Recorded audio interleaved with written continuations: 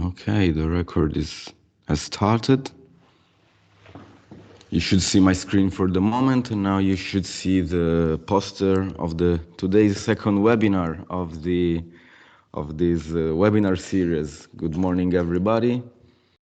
You will notice, all the audience will notice that I switched to English for today.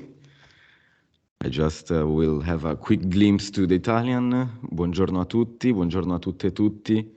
Ben ritrovati alla serie di webinar dal titolo La dimensione sociale della povertà energetica. Oggi è il nostro secondo incontro dei 4 incontri, il primo dei 2 in lingua inglese, quindi avrete notato che gli onori di casa oggi li ho fatti in inglese.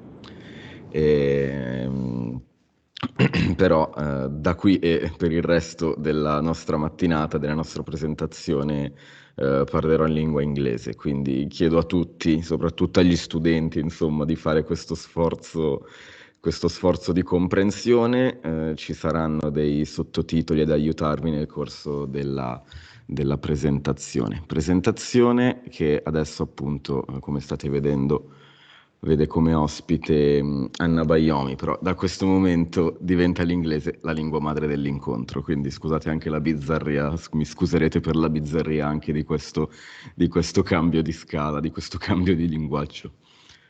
So again, good morning to everyone, to everybody. Welcome back to the webinar series La dimensione sociale della povertà energetica, the social dimension of energy poverty. Today we have the second lecture and the second guest among our 4 guests, and 4 days spent together over this week. And is with us Anna Zsofia Bajomi. She's currently involved in Habitat for Humanity Hungary as an energy poverty expert. She focuses on the international framework of energy poverty. And she's also a PhD candidate at the Department of Architecture and Urban Studies at Politecnico di Milano.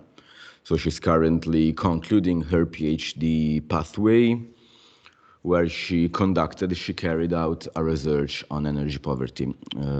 She's been supervised by Professor Stefania Sabatinelli, who is a sociologist at the same department, and co-supervised by Professor Sergio Tirado Herrero, which is one of the key leader scholars in Europe in the field of energy poverty. So we are extremely delighted of having here with us together Anna, that will present, you can notice this spoiler, will present an article that she published with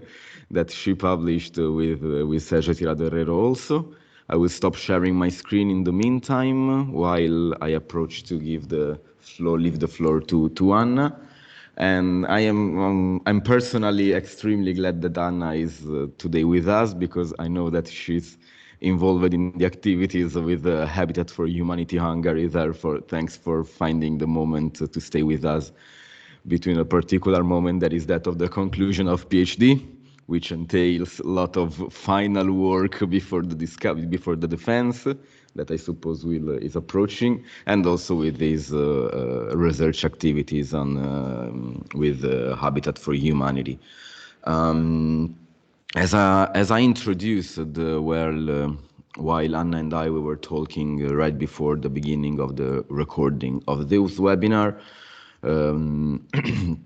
main audience of this webinar is composed by students from the University of Trieste, especially from students in political and administration sciences, because Eco Welfare Research Group, the Gruppo di Ricerca Eco Welfare, is based at the Department of Political and Social Sciences. And by the way, this is a communication to everybody. If you click on the Eco Welfare website, so www.units.it/eco-welfare, you can access to the presentation of the first webinar and to the recording also.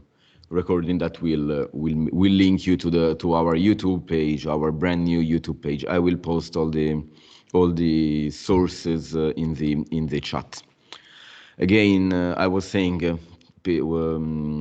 master and bachelor students are among the audience because they can get an extra credit for their let's say, didactical activities, but also scholars, other experts, and according to the main audience of the first webinar, even some practitioners and administrators for local administrations and municipalities joined us, and we are personally quite delighted about this positive and encouraging participation in the first webinar. I'm noticing that many students are already reaching us, delighted to notice this. And therefore, this is just to say that the audience have already familiarized a bit with the notion of energy poverty. I introduced what energy poverty is, the main ways in which energy poverty could be measured, so they know what is an expenditure approach, what is the 10% threshold, what is the consensual approach, which, by the way, is the approach that we are trying to adopt and develop with reference to a research that we are conducting here in the city of Trieste, and particular in public housing estates, because we noticed that in public housing there is a concentration of vulnerable populations within the city of Trieste, and also because the features of those buildings, like they go, let's say, in the opposite, they present characteristics that go in the opposite direction to that of energy retrofitting in that sense. Therefore, given that the preconditions are not so encouraging, what we can do for at least understand and figure out to what extent energy poverty affect vulnerable households, and to identify possible solutions to reduce the energy need, the energy demand of this population. In particular, just before last comment before leaving you the floor, the idea to involving you and also to involving Lidia Živčić from Focus Association for Sustainable Development based in Ljubljana is due to the reason of learning from, let's say, Eastern and Southern Eastern Europe. Southern Eastern particularly with reference to Slovenia, but with reference to Hungary, is to have a spotlight, provide a spotlight that is focused on the Eastern Europe. Why? Because in my opinion, but according to, let's say, the study, a brief setting out of the main literature of the team, we have noticed that Eastern European countries provide insightful information about energy poverty, about how could be a structured problem according to the overlapping of very different aspects that entails economics, but also entails building typologies, and also entails the socio-economic actually aspects. And many researches, even conducted by Sergio Tiraderrero, by Stefan Buzarovsky, and etc., dedicated a peculiar attention to this context with insightful comparisons that raise the idea, let's say, that there are important features from Eastern Europe to be taken into account, and that contribute to the understanding of energy poverty on a European framework, at least. We do know that actually is the Anglo-Saxon context that have been pioneeristic in this sense, have been maybe the first one that dedicated a peculiar attention to energy poverty, to defining energy poverty, or rather fuel poverty, which is more common used in United Kingdom, and even to noticing firstly, just to mention the pivotal Brenda Borman's paper, that fuel poverty is different from the traditional poverty. Well, this aspect actually is well crystallized, is well epitomized, in my opinion, by Eastern European countries. And therefore, that's why we decided to involve you, and we are particularly delighted to to discover something more from the research that you conducted and from the National Energy and Climate Plan of Hungary. Therefore, to answer to the question that will plans to ease energy poverty go up in smoke or not, I will leave you the floor to you, Anna. So you are free to share your screen, and the floor is yours. Thanks again for staying with us. Thank you very much. Welcome, everybody. I'm really happy to be here this morning, even if it's online and it's not as personal as it could be in a more traditional way of university seminars. And also, Trieste is one of my favorite Italian cities, so I send all my warm friendship to there. And in the next like 1 hour or something, I'm going to make a presentation about which is based mostly on the paper that we wrote with Sergio Tirado Herrero and my colleague Nora Feldmar. She was mostly involved in the data analysis part, so part of the charts that you are going to see were made by her. And my PhD is basically focusing on the impact of energy transition on vulnerable households in Hungary. And I'm especially focusing on solid fuel users because they have a high share among low-income households in Hungary. And as I'm focusing on this European energy transition process, I was really interested to understand how, at what extent these policies are able to ease of vulnerable households. Therefore, the paper had two main parts. In the first part, we used the energy vulnerability framework of Sergio Tirado, from Stefan Buzarovsky. And so they identified a new way to understand energy poverty, but I will talk about that later in the presentation. And after that, we presented how solid fuel users are more exposed to these vulnerabilities.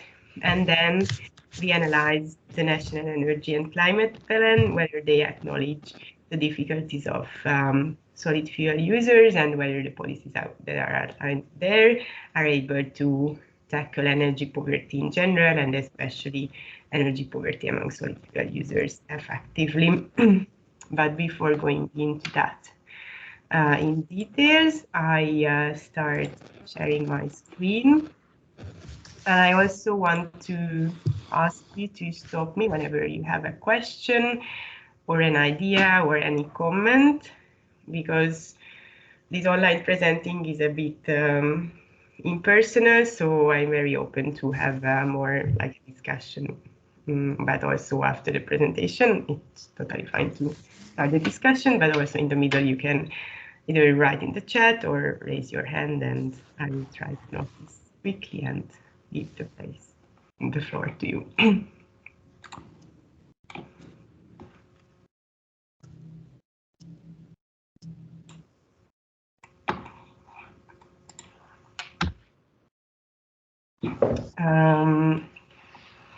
So I will start with this map that is showing this energy poverty divide in Europe that Lorenzo has already mentioned. This is a map developed in a research paper by Ricardo and her co-authors, and they created an indicator that is an index, that is presenting structural energy poverty vulnerability of the countries. So they are not focusing on the household level, but they are focusing on more structural factors that are impacting energy poverty, such as the building stock or energy infrastructure and other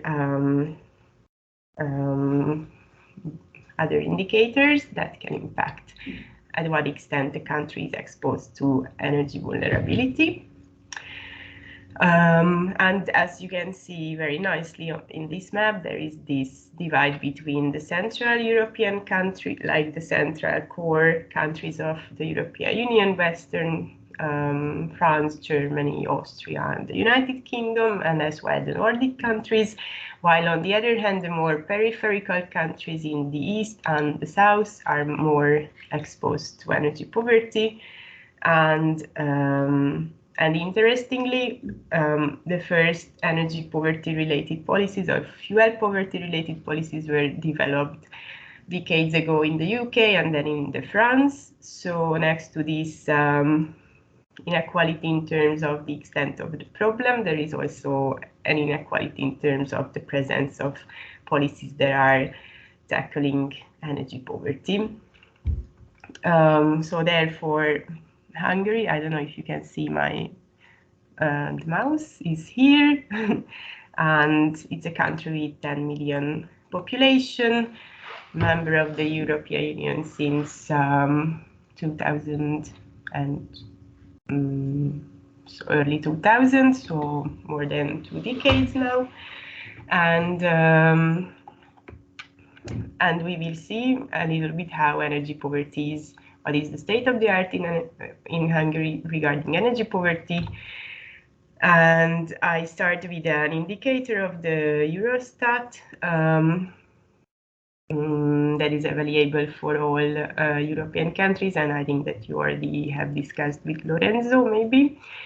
So you can see that in Hungary, the share of households that have arrears on utility bills is higher than the EU average, nearly twice as high, and is especially a problem among single parents with children.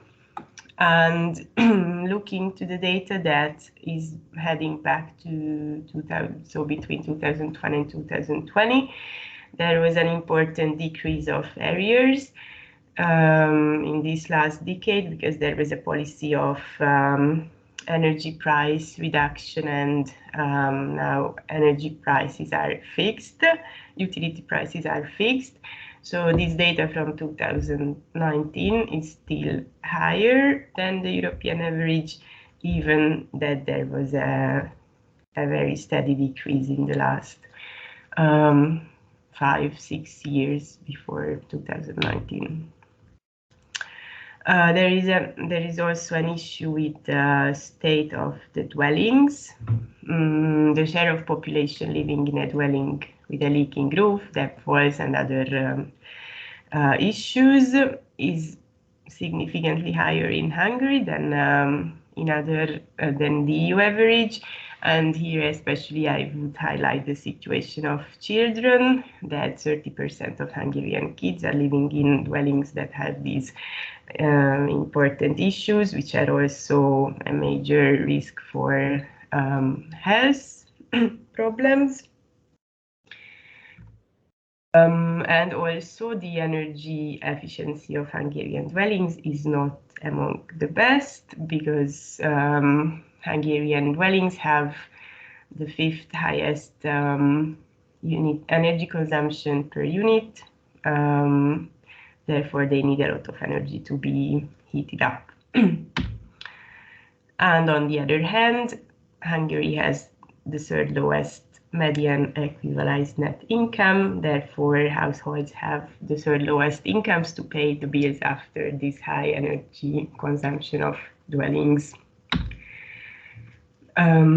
Regarding energy prices, as I already mentioned before, in 2012, they introduced this utility price cut, which reduced the price of gas, electricity, and district heating by 20-25%, and then they stabilized the price at that level.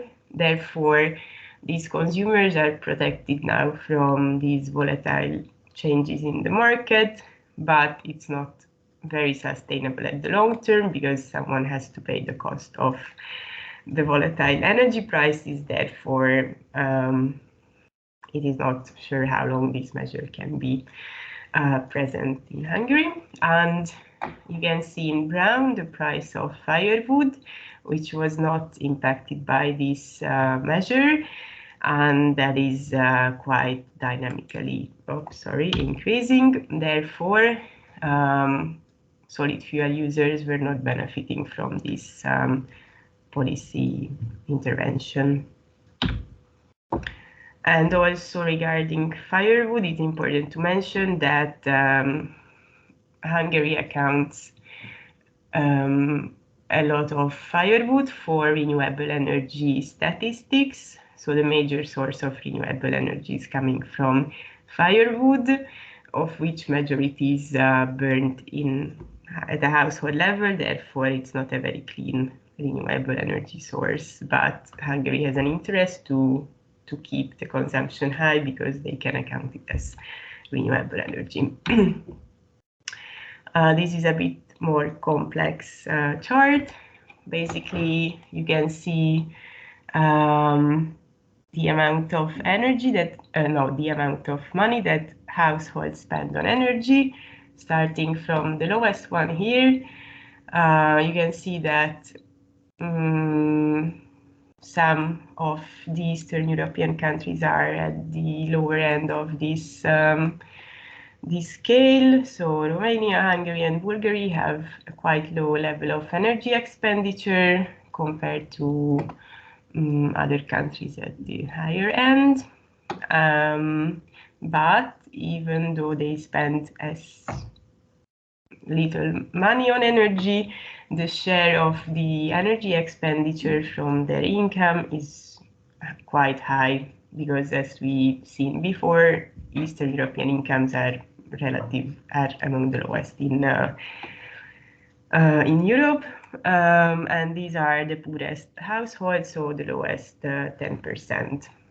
And you can see that while the European average is spending less than 10% on energy from their income, like the poorest households as well, in these Central Eastern European countries can be higher than 15%.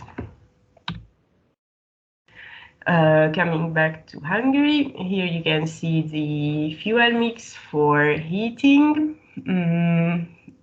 1/5 of the population use only solid fuels for heating.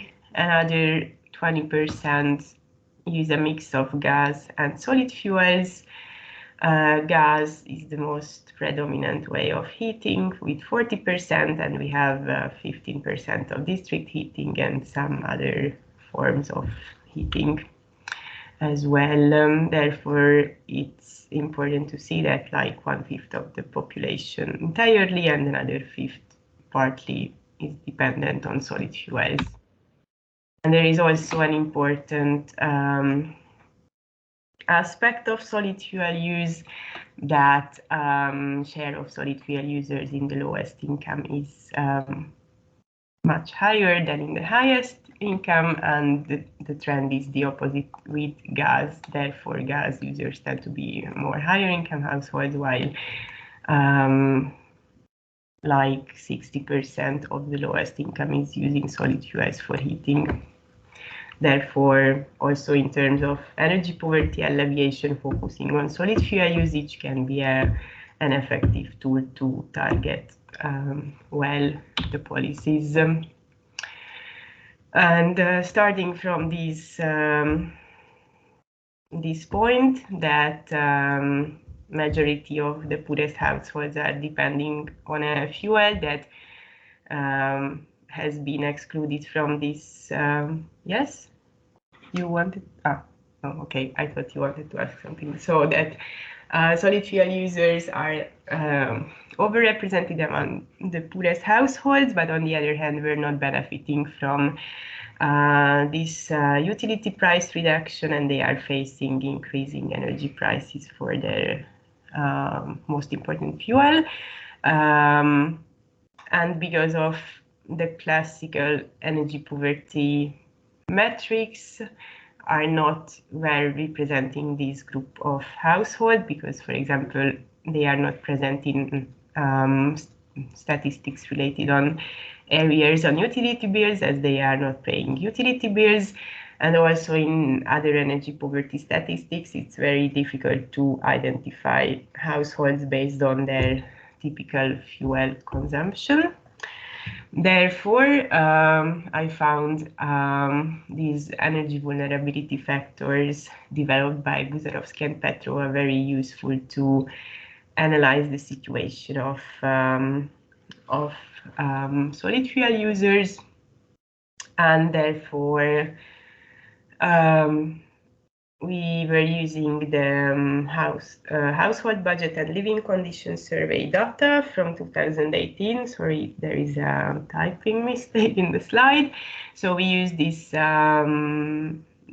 data set to analyze among different vulnerability factors the situation of solid fuel users. And after this analysis, I developed a framework to assess the NECP's capacity to tackle energy poverty, which will be presented in the second part of the presentation. And before getting to the data, I thought to present you a short video where you can see my colleague Feldmar Nora that was helping me with the data analysis, and she will present how does solid fuel use look in practice, so that you can have an idea also about that and not only looking into data. So I stop sharing a bit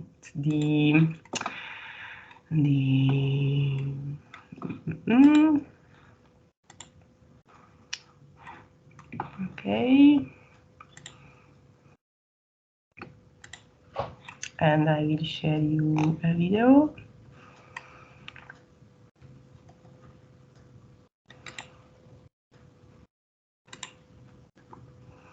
I hope it will work properly. So I will ask you, Lorenzo, to say if you can hear the video properly. And if you can see already. Can you see? I can see yes, I see the YouTube. I see now the full screen video. It works. A legtöbb embernek nincs lehetősége ezen változtatni, energiahatékony házban élni, vagy akár csak rácsatlakozni a gázhálózatra, korszerű fűtőberendezést venni, vagy megvenni a tüzelőt egy szezonra előre, hogy az kellő száraz lehessen. Hát a régi kályában tüzelek, akkor nagyon füstül. Hát látszik, hogy nem megraktam a tüzet. De ha azban rakom meg a tüzet, ott nem látszik. A tűzifa ára az elmúlt években egyre magasabb, így egyre nehezebb félrerakni az eleve alacsony jövedelmekből. Amit tudnak tenni, aprólékosan félrerakni, előre felaprítani a fát, akár lezárni a ház egyik részét, ami így kifűtetlenül marad.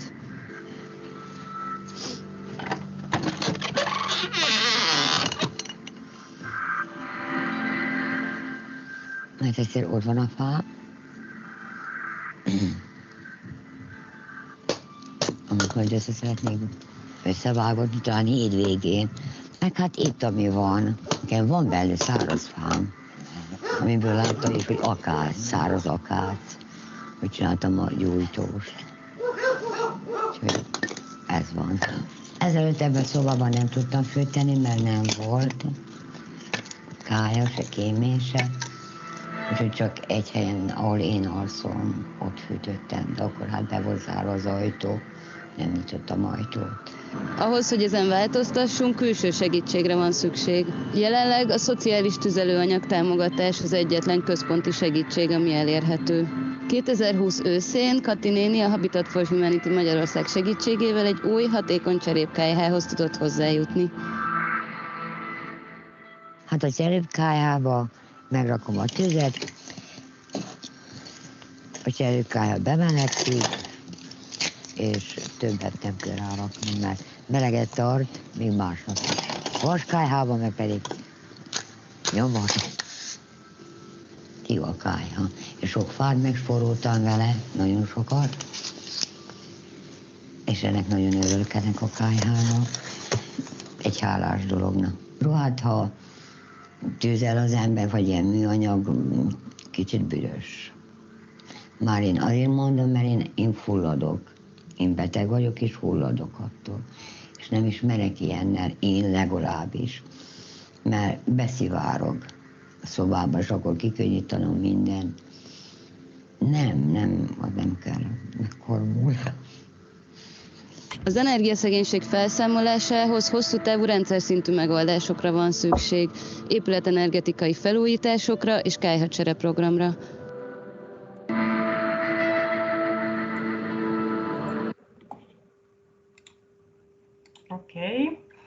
So this was I wanted to show this video to show the different heating devices that people can use, and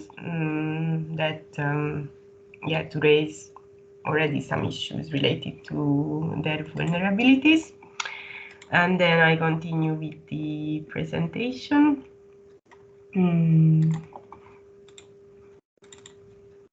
Okay.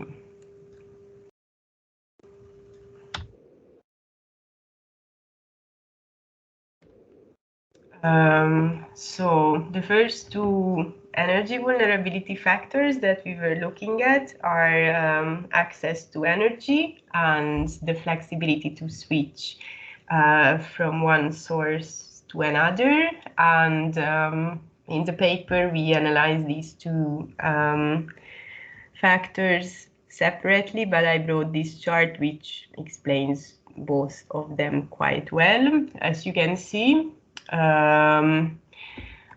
this table shows the percentage of different users of energy, of different energy sources, whether they are connected to gas or district heating networks. And those households that are using only solid fuels, more than 1/5 of them, they don't have an access to these modern more modern energy networks. No, only 1/5 of them have access to it, and 77% no. So basically, the only way to heat their home is this solid fuel heating method. And on the other hand, they also, large majority of them, they don't really have the flexibility to change to another heating method. For example, in the case when energy prices are going up, like if firewood gets more expensive, majority of solid fuel users don't really have the capacity to change to another fuel, because also important share of them are part of the lowest income group. Therefore, they don't really have the financial means to invest in the installment of a centralized heating system or a heat pump, or even to get connected to the gas network that already has a cost. Affordability of solid fuels is also, like Buzarowski defines affordability related as a vulnerability factor as the high ratio between cost of fuels and household incomes, but they also consider the role of assistance schemes and the inability to invest in the construction of new energy infrastructures as an issue of affordability. But these two latest aspects are quite difficult to measure from the household budget data that we had. Therefore, we were only focusing on the high ratio of cost of fuels and household income. And as you can see in the chart, solid fuel users has the highest ratio of energy expenditure to total expenditure, which is 16%, while the average is 13%. Here, I want to go back a bit to the original fuel poverty definitions. If you remember, in England, there was this 10% threshold, which was like originating from twice the median energy expenditure. And as you can see in Hungary, the average median energy expenditure, the median energy expenditure is like 13% in the entire population. So it's more than double than in a Western European country. But here, the most important to see from this chart is that solid fuel users has the highest energy expenditure to income ratio. Energy efficiency is another vulnerability factor. And sorry, I put the wrong definition here, but from this figure you can see the different building typology of the Hungarian dwelling stock. Most of Hungarian dwellings are single family houses, and a smaller part of them are multi-apartment buildings, and also majority of these single family units were built before 1890, so between 1860 and 1879, and these buildings consist the largest stock inside the whole building stock. And this purple line shows the energy performance, not the energy performance, but the energy need of the dwelling, how many kilowatt-hour per square meter is needed for the dwelling. And as you can see, as the age of dwellings is decreasing, also the energy need of the building is decreasing, and these detached houses has a very high energy need, more than 400 kilowatt hours per square meter. And another very inefficient type of building are the Adobe houses. We have approximately 700,000 Adobe houses in Hungary, which are built from a natural material that in the baseline have very good, so it's a very good material because Adobe walls are very thick, therefore they are inside the building. In summer it's cool and in the winter it's warm, but they also need constant care and protection from the weather. Therefore, if they are not maintained, they became very, they can produce very unhealthy living conditions. And also these Adobe houses need very special intervention when it comes to energy efficient retrofit, so they need a special architectural knowledge, and so this is a specific issue of renovation, because they would need really the renovation, but it's a bit more difficult to renovate them because they cannot, standard measures do not fit them. But the main thing from this very complex chart, what I wanted to say, that solid fuel users are living in the highest number in the worst performing buildings. Therefore, they need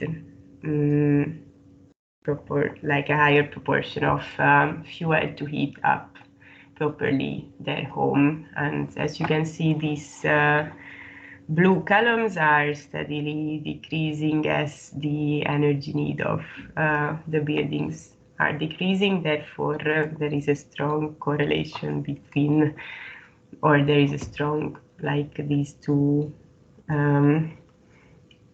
factors are going hand in hand.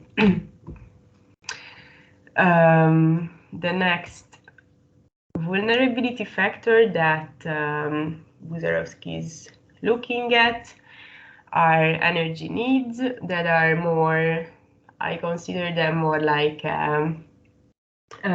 qualitative information.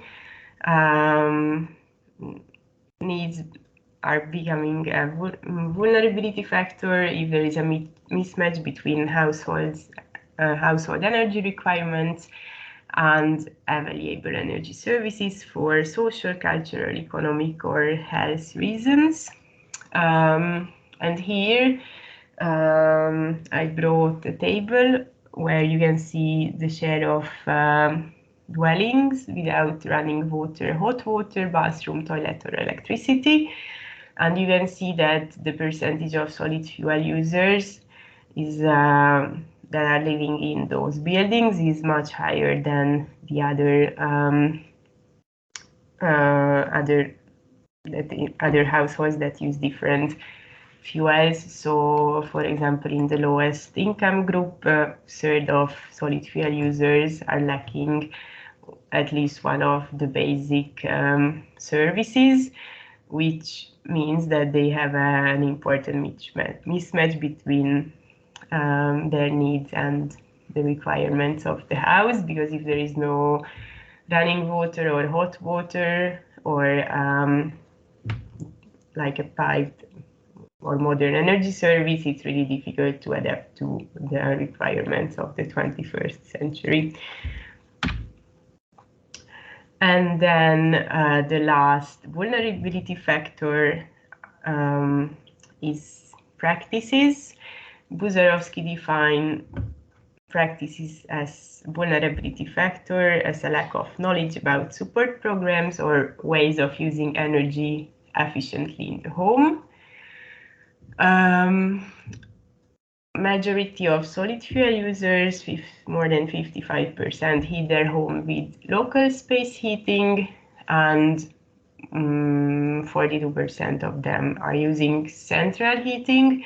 Central heating is a bit more efficient way, but still central heating boilers can be very old and expensive to upgrade. Therefore, these outdated ways of solid fuel burning is not very efficient.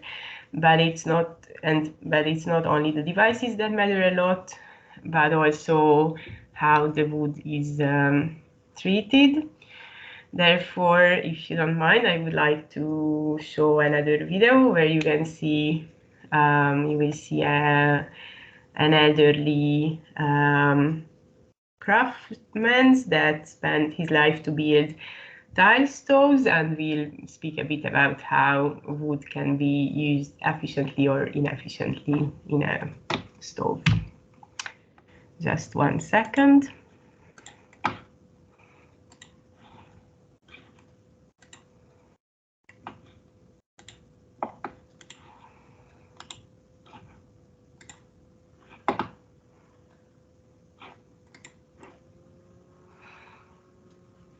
Okay.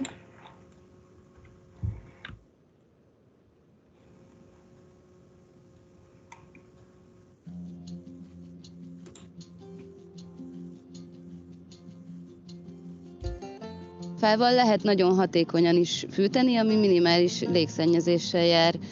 A fa egy értékes megújuló energiaforrásunk, okosan kéne használnunk.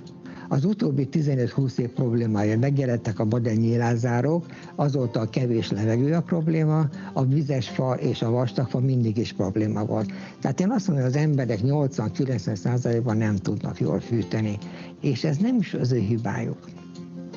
Ki tanította meg őket? Senki. Ahogy meg kell tanítani az ABC-re, meg a szorzótáblára, közel ugyanúgy ezt is meg kéne tanítani, hogy hogyan kell helyesen tüzelni. 2020 őszén a Habitat for Humanity Magyarország közreműködésével 5 rászoruló család jutott hatékony cserépkályhához. Ukrinyi Laci volt az egyik önkéntes kályhaépítőmester. Úgymond, akinek több generáción keresztül is használták a cserépkályát, ha netántán szerényebb anyagi körülmények között van, vagy középréteg, vagy netántán dúsgazdag, ugyanazt a hibát követik el. Nem veszik meg időbe a fát, nem aprítják föl eléggé, és nem adnak elég levegőt az égéshez. És azt hiszik, hogy a parázs adja a meleget, ezért alulról gyújtják meg a farakást. Hát sajnos anyagi, meg helyszűke, meg idő, meg minden okokból, hát megveszik éppen fűtési szezon előtt a fát. Nekünk az időben meg kell venni, mert az élőfában sok a nedvesség, sok a víz, azt ki kell szárítani, és amikor már kiszáradt, akkor az a neve, hogy tűzifa. Addig csak annak szánt fa, annak kitermelt fa, annak szállított fa, tűzifával lehet tüzelni, a többi csak annak lett számva.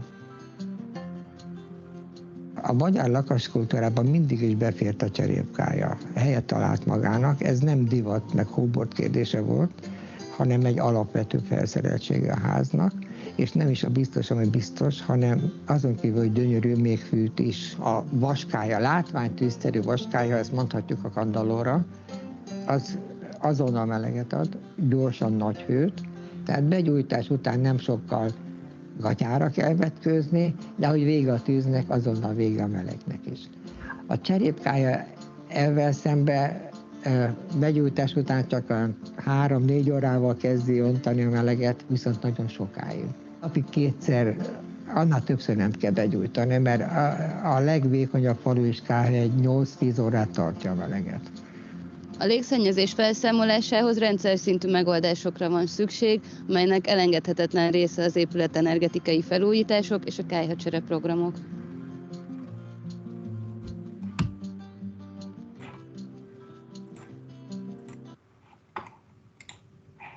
So I hope you could read the subtitles, because without that it would be difficult to understand. But if not, I'm sorry, and I will share the video later so you can look at it more properly. But the key information from this video was that it's really a matter like what kind of device you use and whether you are able to buy the wood half a year before to dry it properly and then getting a higher calorific value from it. And these practices sometimes are much related to the economic status of the household as well, because right after the heating season, not many households are eager to invest in the next big amount of wood that they will need for the next heating season. And the same goes for the stoves, because most of low-income households are relying on metal stoves that are very cheap on the market.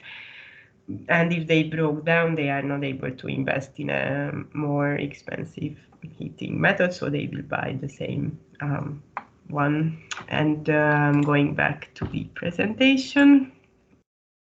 I will turn. Do you see my presentation or? No, we were actually seeing your chat with with your colleagues. But now, Okay. yeah, now we are back to your PowerPoint. Yes. Okay. We didn't read. We didn't mind your business. Okay. It was not very personal, fortunately. So, okay. So before turning to the analysis of the National Energy and Climate Plan, just to say a short short look to the general policy framework. So in Hungary, in terms of energy, like domestic energy use, energy efficiency, and utility prices, these are the main interventions. So the utility price cut and cap that I already discussed, and from which solid fuel users were excluded. And as it was a generic measure, higher income groups that have a higher consumption, they benefited more from it, as the percentual cut of the price was not having a regressive effect. Lately, they also introduced a general support for renovation and access to housing, but these programs were also tailored mostly to middle class or higher income groups, and they were not incentivizing at all energy efficiency, and there were no energy efficiency support programs lately, except of two very small scale measures. In one, they spent EU funding on a loan, which of course was accessible for the most wealthy people, or maybe not for the most wealthy ones, but not the vulnerable households, as they had to be eligible for taking up a loan. And also from the climate, from the CO2 market, Hungary has incomes from the ETS, which is spent on small-scale energy efficiency programs, such as exchange of old appliances in the household, fridges, washing machines. There was also a gas heater exchange program, which was going to the most rich neighborhoods of the capital, mostly, the majority of the funding. And there was also a small program for retrofit of energy efficient retrofit of dwellings, but it reached like 0.3% of the dwelling stock, so it was not significant. So the key point here is that there is a lack of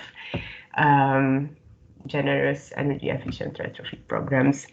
And finally, there is also a social fuel subsidy program, which is dedicated to low-income households that are using solid fuels, but there are important issues regarding the distribution, as in different.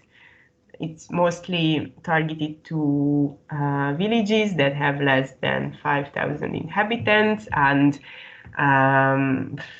from an analysis what we did a few years ago, it turned out that in regions where, like wealthier regions, the amount of wood distributed is 2 or 3 times higher than in the poorest regions. Therefore, there are important territorial disparities, and often low quality fuel is distributed, wet wood or even coal, and from coal also sometimes the worst quality of coal. So it's a bit problematic, but still it's good that for at least part of low-income solid fuel users, there is a support for covering a part of their firewood or coal need. So turning to the National Energy and Climate Plan, which is a key document, as Hungary is not very motivated in intervening in energy poverty alleviation or energy efficiency in general. There is this larger European framework to facilitate the energy transition that requires member states to write their national energy and climate plans, in which they present for the Commission how they are going to tackle these large issues in the next 10 years. And the NECP has several chapters to cover the different sectors of energy and climate policies. And in these plans, there is one section that has to be dedicated on energy poverty alleviation. First, member states have to set national objectives regarding energy poverty, and also they have to include a time frame for when these objectives are to be met. And after that, they have to specify the policies and measures to achieve these objectives that they set out in the previous point. So here in this table, before going into the table, you can see the different measures that were outlined in the Hungarian NECP. But going back to this slide, there was no national objective set regarding energy poverty. The document only highlighted like number of households that are spending twice the national median on energy, and they were mentioning the percentage of these households in 2017, but they did not put any objectives like we would like to decrease their share with dot percentage. And the policies and measures, therefore, that they outlined were not very specific, because there were no very specific objectives to reach. So each of these measures, they were outlined like in 2 or 3 paragraphs, and there was a lack of basic information. For example, they were mentioning a complex energy strategy, but they did not outline when it was not very clear to who it will be targeted, and there were no information of what this energy strategy will specifically include, and there were no resources allocated. None of the measures received any specific resource.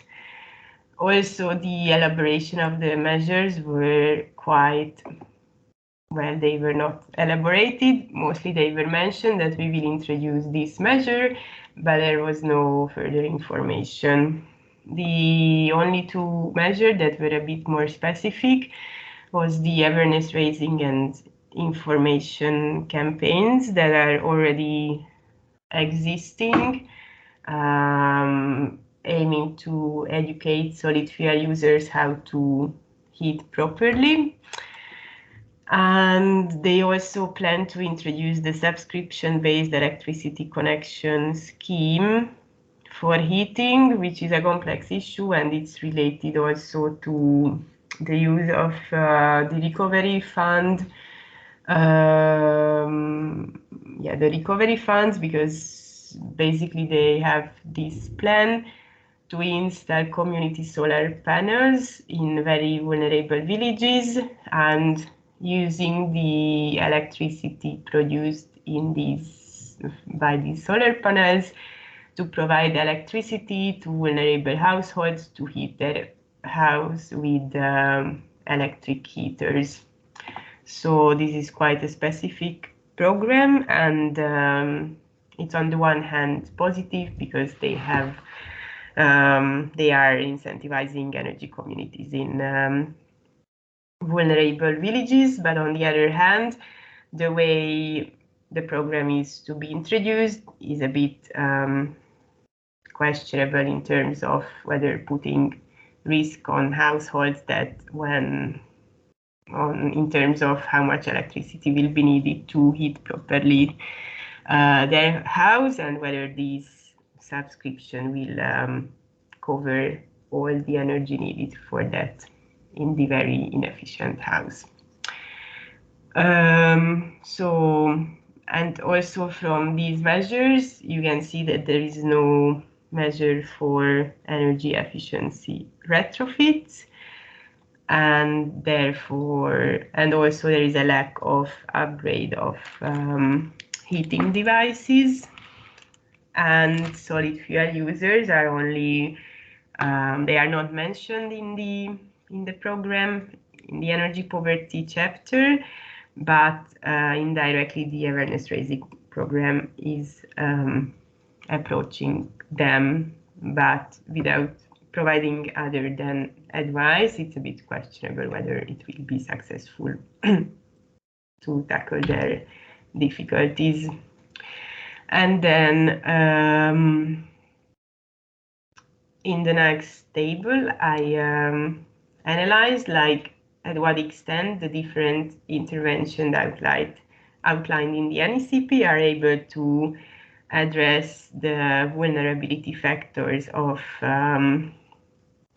solid fuel users, and for each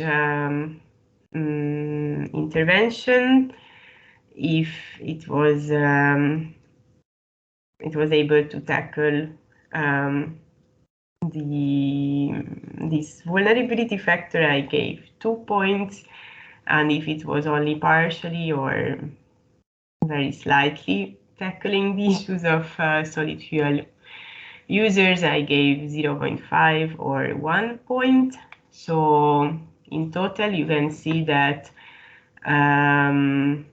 these measures were not reaching a high score in terms of alleviating vulnerability factors of solid fuel users. And the key result of the analysis was, first of all, that the NECP failed to comply with the requirements of setting objectives and timeframes. Second, the superficial measures were just partially addressing root causes of energy poverty, and their content were unclear. There was also a lack of details on target groups, which is partly related to the first issue, that there were no objectives set. So seemingly there is no, even if they were mentioning two specific target group, like large families with children in rural areas and elderly people in multi-apartment dwellings, it was not clear why specifically. I mean, most probably they are vulnerable, but it was not, so the reasoning of setting target groups was not provided. And they were referring to one document that was provided for the ministry, but it is not accessible so it's an energy poverty analysis, but it's not accessible for the public, unfortunately. And there are no guarantees for implementation, such as there are no dedicated funding or responsible unit for the measure. Therefore, it is questionable at what extent these measures will be put in place. Therefore, there is a need for a more specific energy poverty index that should be multidimensional in order to include the different aspects of energy poverty, and the target based on this index to reduce the number of households that are facing energy poverty. The general energy efficiency measures should be introduced, and then also targeted to vulnerable groups. And there is definitely a need for energy efficient retrofits, and including the upgrade of heating devices.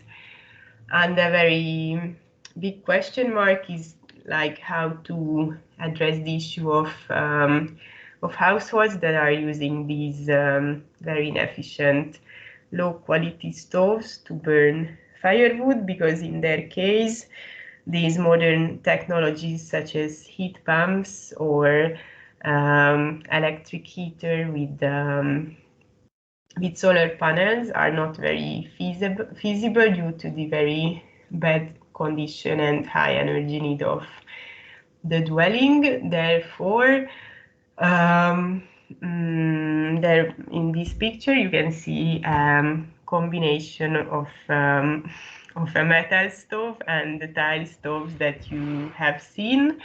So this was developed by Habitat, and this old stove maker person that you have seen in the video, that has a lower cost than a traditional tile stove, but still have a high efficiency and keeps the heat for a long time.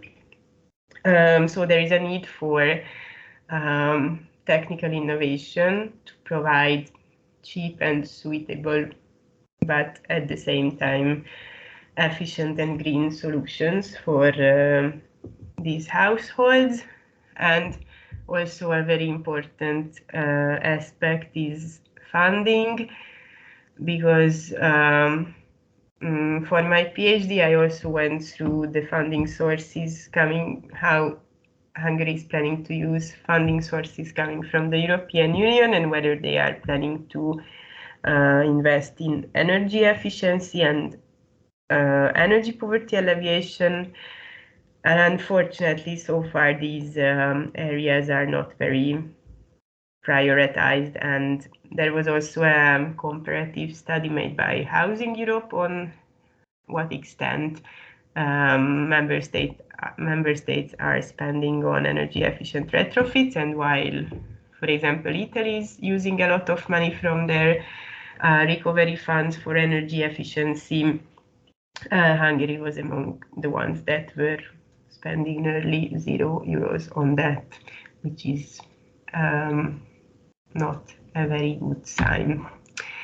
And this was my presentation. I hope it was not too, like, it's a bit weird to talk 1 hour for the computer. So now I would be really happy if you can, if you maybe can join the conversation and asking questions, making comments and stuff. Sure. Thanks a lot, Anna. Thank you for your very dense and full of information contribution, and even full of brand new information to my knowledge, because I mean, I always had the idea that you can even stop sharing if you agree. The idea that like solid fuel users are already out, like could sound as a sort of as a kind of population that is quite behind to be involved in the pathway towards energy transition, and actually like these insights from Hungary state that, I mean, there are many trajectories to be taken into account and to be advanced, to be pushed, even to tackle their position and their energy demand, even and the difficulties that they find when facing with obsolete devices, obsolete stoves. Therefore, very, very interesting in this respect. Well, before I could maybe open up a sort of Q&A moment, I have even both comments and few questions. But before doing that, I've noticed that before leaving us, actually, Roberto Cantoni asked, it was at the beginning of the presentation, I preferred not mentioning because, of course, we just left the floor to you a few minutes before. So he was wondering about the possibility to see NUTS level 2 map of energy poverty in Europe is an interesting topic, actually, because this is true. It's true what he states, that there are huge disparities within countries, and this is, for instance, quite evident in Italy. I won't show now the bar charts that I showed past week, but like, for instance, there is a great disparity about the big calculation of energy poverty, the overall calculation of energy poverty made by Italian Observatory of Energy Poverty led to the result that like between islands, so Sicily and Sardinia and the other regions, there is a key disparities, and also between north and south, where the south again traditionally suffer secondary condition and a more problematic condition compared to others. This is actually not normality. I mean, it's not the constant issue that we can face with. Actually, some researches that have been conducted by economists at the University of Padua estimated that actually energy poverty could be identified even in a wealthy province and rich province such as that of Treviso, by integrating the energy performance certificates and the socioeconomic information taken by Istat Istat database. They figured out that there are some vulnerable areas in the province of Treviso. So we're talking about one of the most wealthy region of northern Italy, Veneto region. What's your point in this respect? You, maybe as an energy expert dealing with international debate, you maybe know that EU or European Energy Poverty Observatory is also disaggregating data and providing data on a NUTS 2 level, or rather we are still comparing national conditions? Don't hear you. Oh, yes. So unfortunately, I cannot respond to this question whether the NUTS region levels are present. But there are, like, my colleague Nora Feldmer is working with this Hungarian data, and there will be maybe a possibility to apply it to a map, so to have this data on Hungarian regions and even at a lower scale. And I think my idea is that they will confirm the already existing very specific disparities between the different parts of that we have similarly to Italy, but not with the north and south divide, but we have two regions, one in the northeast and one in the southeast of Hungary, with which is much poorer than central, like the Budapest region and the western regions, and also in terms of the building stock and many basic like basic features. These areas are performing much lower than the average or the better off regions. Therefore, I assume that energy poverty, and also with all the income data, so because all these like indicators are performing low in these regions, I suppose that, of course, energy poverty statistics will maybe draw a similar map to that. And reflecting to the European level, of course, there is like in the more wealthy countries that are performing better in general related to energy poverty, there is a large share of energy poor households, and in each country they have specific situations. So I also know that in the UK there is an issue of like in Hungary we have a quite high share of connection to the gas network, but for example in the northern part of the UK it's still a problem. So also their solid fuel usage is quite prevalent, more than we would suppose from the first view. Also all the mountainous areas in the southern countries, in Italy, Spain and Greece, facing the issue of solid fuel heating. So we have similarities in this case, but I think what is specific related to Central Eastern European countries, that the share of households that are low income and are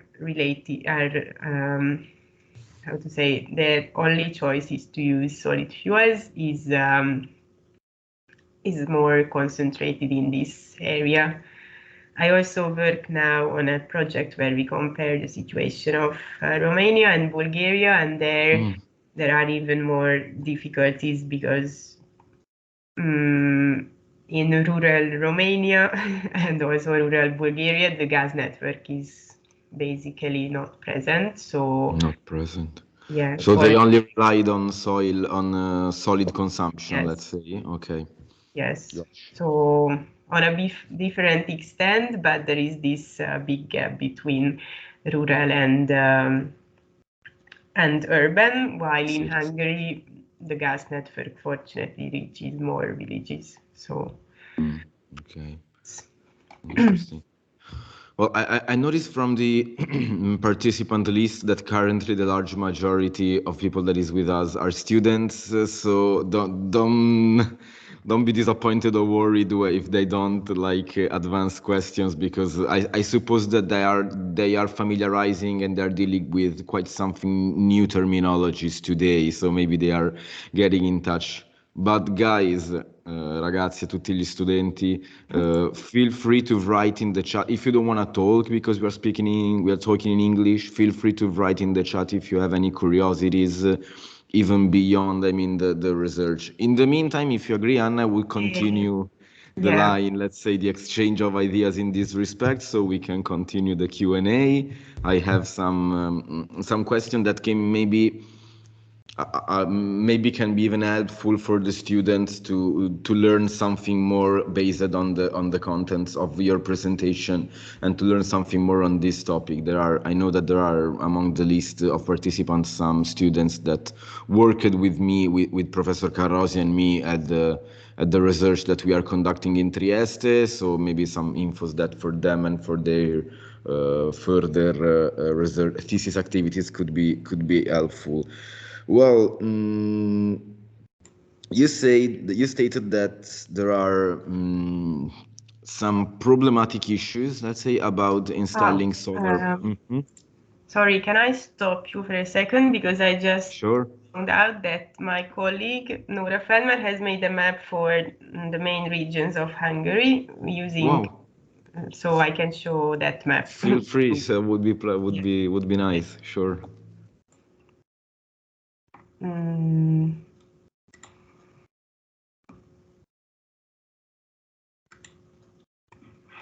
Okay. Can you see the screen? No. Not yet. You have to share again the on the sharing button. You have to share again your screen. Okay.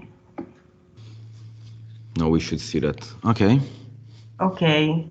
So basically, she's working on a composite indicator using this household budget data. And composite means that she takes 5 indicators, and if a household is affected by 3 of them related to high or low energy consumption or the state of the dwelling, etc., they show up in the map. So basically these 2 regions that are the reddest, they are the 2 regions that turns out to be the worst in all other terms of indicators related to income levels, development of infrastructure in the settlements, etc. And there is also this divide between the western regions and Budapest performing better, and then all the eastern southern regions the worst. So it's quite reflecting the general disparities in the country. So very, very interesting. This is let's keep it there for a while. Could you comment something more? What are the reasons behind these big disparities? There are other socioeconomic reasons, typology of buildings, or something else? Yes, there are quite complex reasons to that. So there is the one factor is that we have like Western Europe and especially Austria here close to like on the other side of the border. So it provides a lot of economic possibility to these regions. Also, this region is close to Slovakia, and here there is this hub of Bratislava, Vienna, which is quite a lively economic area. And on the other hand, these regions are like also in the other side of the border here, there are the more poorer part of Slovakia.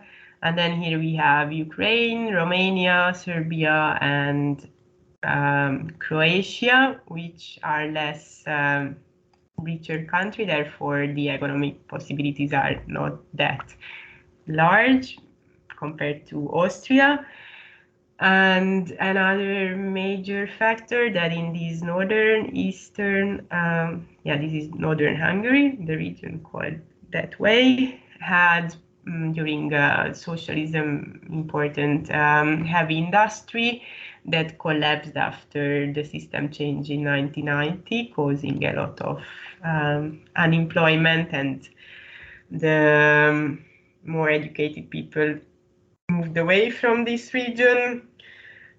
Then we also have this ethnical background of the problem that with the Roma minorities moving into villages from where the more affluent population is moving out for cities to getting jobs. In these villages there is not much work possibilities, and so a very strange segregation process is also present especially in these 2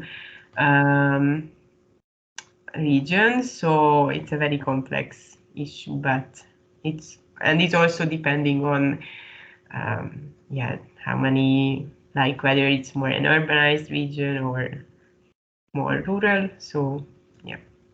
Okay, no. I imagine it was like that, but yeah, it's quite sharp, the division. Therefore, there is even an influence of from the neighboring country, let's say. But this is about related to the energy supply or simply to other aspects? Like, because I know that the energy supply of the Balkan countries, such as indeed Croatia or other the neighboring countries to the east, is little rely on renewables, for instance, strongly rely on solid fuel consumption or something similar like that. Therefore, is this aspect influencing, let's say, the performance, let's say, of each country, or it's just a matter of other collaboration, other targets? I think the neighboring countries are influencing more the general economic situation of the region, and not specifically the energy one. And this energy poverty map is only reflecting the general lower performance of the regions in terms of socioeconomic indicators. And regarding energy, we are highly dependent on gas from Russia, which is now a big issue, and I don't think that because it's not. No, exactly. I also decided to keep it out of the fourfold seminar webinars. Yes. So, but issue. Here maybe the question is having access to pipe networks. So there are vulnerable villages which were forgotten about, like, by the development policies for decades, where maybe the gas network is not arriving. District heating is only present in cities. Therefore, this is one like more general development issue, that where gas is arriving. And also there was this fuel switching when before the utility price cut, gas prices were steadily increasing for 2 decades, especially during the crisis of 2008. So many of the households that could manage were switching back from gas to solid fuels, and maybe then it was more difficult to switch back to the gas network because of all the technical requirements and administration, and also financial investment, because to reconnect your device have to be in a good shape, etc. So it's like it can cost like €1,000 to have all the work done specifically for that. So yeah, these factors can also influence. Yeah. Good.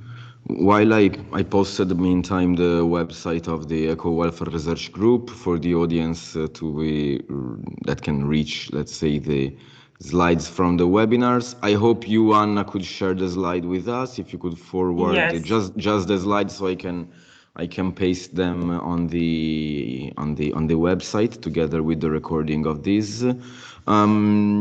Before say bye, because I won't like exploit your time too much. I know you are busy with your activities. We were talking before the map, that very insightful map, by the way. So if you could even provide the link of that map in the chat, that would be nice. I will ask my colleague, because this is that's true. No, that's true. Maybe she's working with that. No. Fair enough. Don't worry. Yeah. I was going to ask about the role of renewables, and the tools for the technologies for the production or even co-production of energy from renewable sources. To what extent they are influencing the energy transition in Hungary? Like, because you talked about a sort of inefficiency of solar panels in changing or improving, let's say, the energy demand and in general the energy consumption of the solid fuel users. And I imagine that the reasons are related to the building typology and the condition of the building. Is there something more, like if we take into account, for example, solar panels? Is there something more about the secondary role, maybe that photovoltaic play, absence of sun or something? Yes. So if you could provide an insight about that, an overview general about that. Yes, interestingly, so there is a big, so now the government is really incentivizing the use of solar panels. They have different programs also for energy community. So they are now launching energy communities, and there is a big, we can see like in the last 2 years, a lot of investment went into solar power, and I think that it's a very important tool, but maybe in other like other energy uses, and it's not the best way to. It's like not the best for heating, given the state of the building stock. But in general, I believe that the investment should be made. Maybe there is a debate whether we should support more like households to put solar panels on their roof, or we should provide support to big investors that put solar panels in the middle of a big field. But I think it's important to incentivize solar panels, and also in the case of vulnerable households, it can be a very important tool, but to provide energy for other appliances, for example, lighting, refrigerator, washing, etc., which is not as high energy consumption as heating, because I'm not an engineer, so I'm not able to make these countings, but I believe that it's a bit difficult to put as much solar panels on a roof that is able to heat a low-performing building entirely. Therefore, it's wiser to use that amount of solar panels for covering the other part of the energy demand of the households, because also electricity consumption is problematic among vulnerable households. There is the whole issue of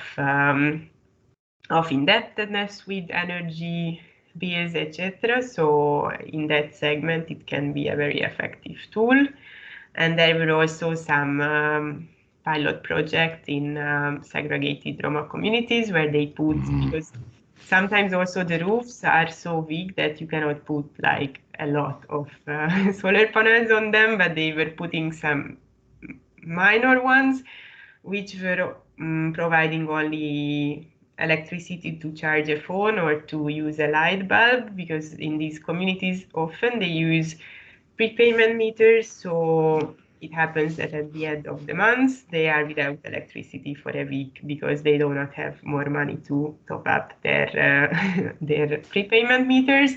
Therefore, this solar panel can step in and provide at least the basic access for that week to charge a phone and to have a light bulb for the kids to write their homework.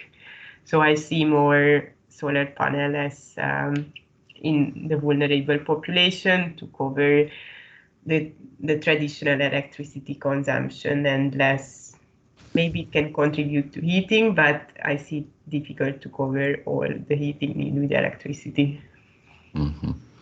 But according to what I've just learned from your presentation, is it correct to say that in Hungary and maybe in other Eastern countries, the issue of energy poverty, and in particular, of course, the focus on solid fuel users, is mainly a rural problem rather than urban problem? I mean, given that I have many problems with this dualism. I mean, rural and urban, according to critical urban theories, today are blurred. Like, we live at a time of planetary urbanization, where like urbanization related to capitalist accumulation and capitalist affirmation, of course, makes blur a little bit the urban-rural dualism, and at least as a matter of understanding. But is it correct to say that it's is a problem that is more affecting rural population and non-urban, despite the presence of like the iconic Soviet buildings within the urban peripheries? Yes, so it's a difficult question that should be answered with very quantitative data and so on, but based on my presentation, it might appear that it's only like a rural issue. And in terms of the presence of like the most extreme poverty, like there is a layer of society really living in extreme poverty and in the worst housing conditions, and often they are also using solid fuels. So this is a very specific category that is more present in the rural areas. But if we look to the more general view, like the households that are spending too much on energy or they are not heating well enough their dwellings, it is not only a rural problem, but there is also another factor that contributes to this urban-rural division, is that the dwellings that are single, like detached houses, are the dwellings that have the higher energy need because of their physical setup compared to the dwellings in the multi-apartment dwellings. And detached houses are more present in the rural areas, so this is also an additional factor.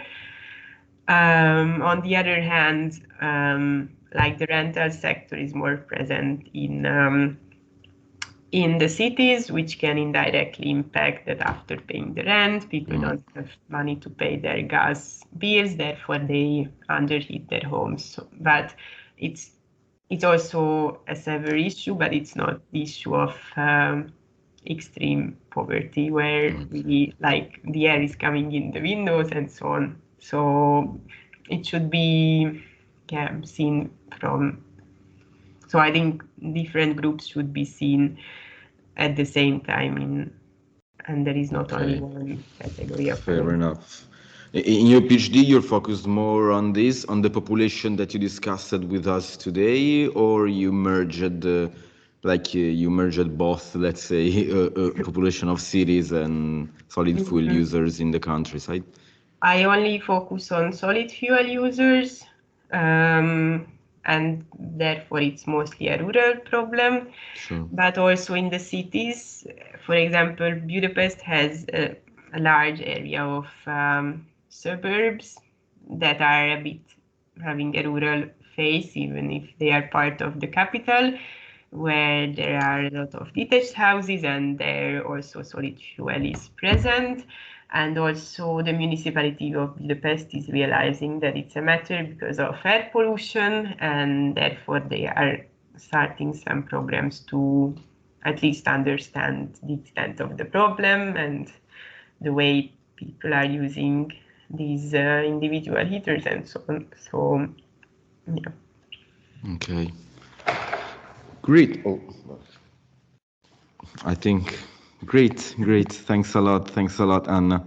Okay, I noticed that no other questions are coming from the chat, so I suppose that again it's quite a brand new topic for the students. Maybe it was the first time even for them to when they got in touch with the Eastern Europe, and especially related to the field of energy and especially energy poverty. Therefore, I wouldn't insist with the further question. You already replied to many curiosities that I had after your presentation. So if you agree, while I wait your via email the presentation, we can going to conclude this second event of this webinar series by last but not least by presenting the. I suppose you are watching my screen.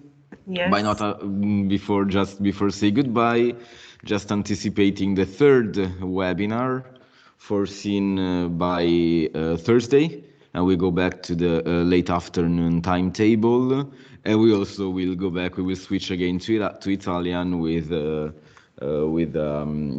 analysis conducted on energy poverty by RSE Ricerca Sistema Energetico, which is the private research body that currently have a public mandate, a public duty, let's say, by GSE, Gestore dei Servizi Energetici, dei Sistemi Energetici, and they conducted many different researches with a sort of circular method.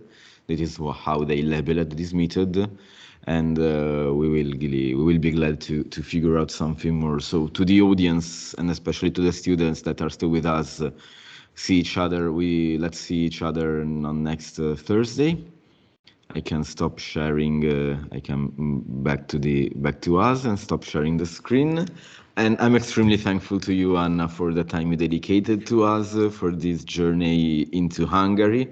Very interesting. You strengthened my idea that we can learn a lot from Eastern countries in Europe. We can learn a lot. There is a sort of great diversity that is still based upon, let's say, the pioneeristic aspect that came from the Anglo-Saxon, from United Kingdom, but also even taking into account that Mediterranean country faces many issues of energy poverty, at least more than other northern countries or Scandinavian countries, for instance, where, by the way, the use of renewables is much more mature and consolidated, let's say. But again, Eastern countries, I think, will continue to inform us about the multidisciplinary and the very heterogeneous aspects that are behind energy poverty.